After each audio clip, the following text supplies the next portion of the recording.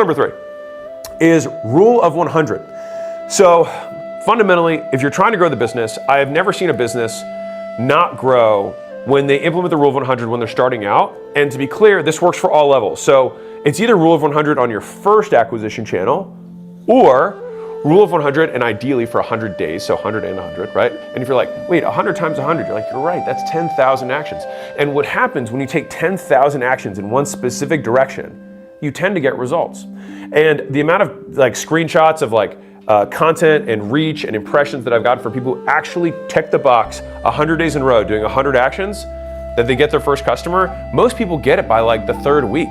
But you have to commit to doing 100 days, and it's kind of like the idea of like the heart of a missionary versus the mercenary. You have to commit in your heart that you're gonna do 100 days, and then it happens very quickly.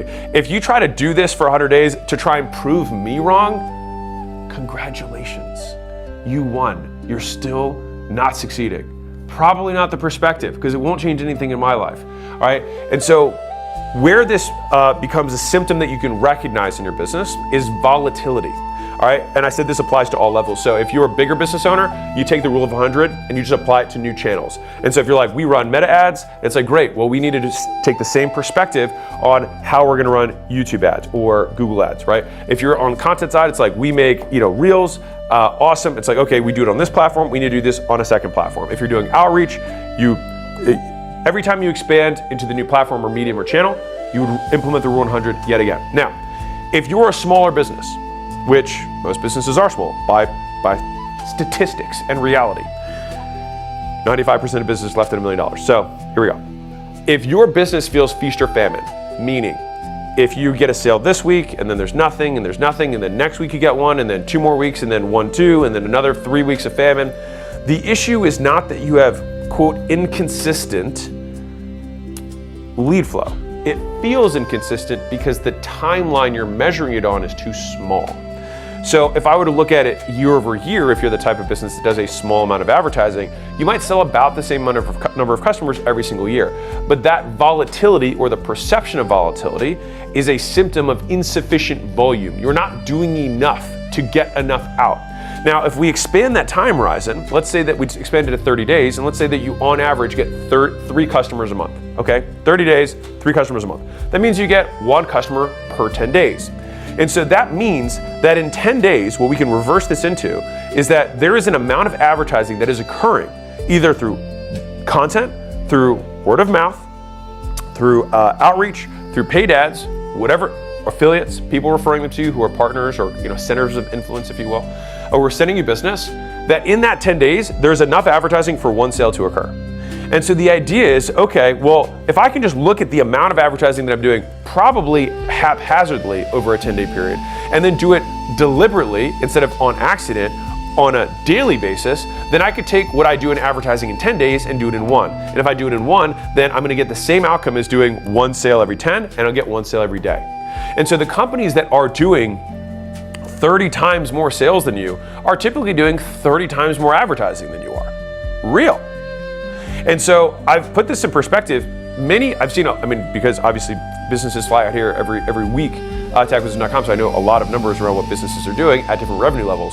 If I look at a $1 or $2 million business and I look at how much content they're putting out just on a pure volume basis, and the thing is like, of course there's quality of content, but the thing is if you look at it across all pieces of content with the outliers already baked in, that that 1 out of 10 or 1 out of 100 are gonna be super outliers, of course, the top 1%, the top 1 out of 100, the top 10%, 1 out of 10. With that volume baked in, things tend to normalize again. And so we make, whatever it is, 450 pieces of content a week, right? Almost 500 for simple math. So we're looking at 30,000 pieces of content per year.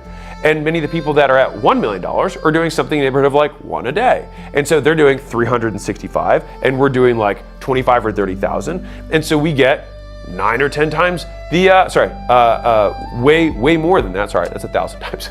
1,000 times the outcome that they are. Now, you could even make the argument that I'm even less efficient than they are, but diminishing returns are still returns, right? So like if I do 1,000 times more than you, but I get 100 times the outcome, I'm good with that. And I think this is the piece that people really mess up, is they see diminishing returns and then think, oh, I should stop because my return per action has gone down, rather than thinking, I'm still getting more and it's still worth it. And that's the part that I think most people who are smaller miss out on. The amount of conversations I've had with small business owners who are all about optimization, and again, there's nothing wrong with that. You just can't have both. You can be like, I want to optimize. It's like, fine, you can get the most for the least, but you're not going to get the most, period. And the difference is that the people who want the most are the ones who win. Which leads me to, drumroll please, rule number 4. Yes, Julian, it's live, motherfucker. Of course it's live. Why would I be doing this live? Of course it's live. Mohammed, what's up? Okay, back to it. Rule number 4, lead response times. So, rule of thumb here. For the love of God, please call your leads within 60 seconds. I don't know how many times I have to say this across how many videos, and it's just like, do you hate helping people? Do you hate having more revenue and more profit in the business? Would you prefer to pay 4 times more per customer than you currently are because you are like, you know what we're gonna do? So this person just opted in. They're like, you know what? I really want to solve this problem. This company looks interesting. And then you're on the other side saying,